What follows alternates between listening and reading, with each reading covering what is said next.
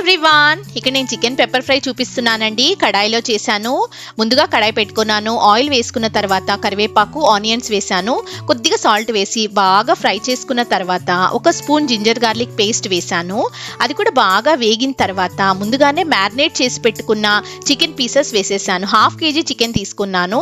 అందులోనే ఫ్రై చేశాను. కడాయిలోని సిమ్లో పెట్టుకుని మూత పెట్టుకున్నాను. చాలా వాటర్ వచ్చాయి. ఆ నీళ్లతోనే చికెన్ ఉడికిపోతుందండి. ఎక్స్ట్రా వాటర్ నేను ఏమీ యాడ్ చేయలేదు. ఆ టేస్ట్ కూడా చాలా బాగుంటుంది ఇందులో చేసుకుంటేను. ఇలా ఒకసారి ట్రై చేయండి మీరు కూడాను. తర్వాత అలా వేగుతున్నప్పుడే నేను కొద్దిగా కారం వేసుకున్నాను.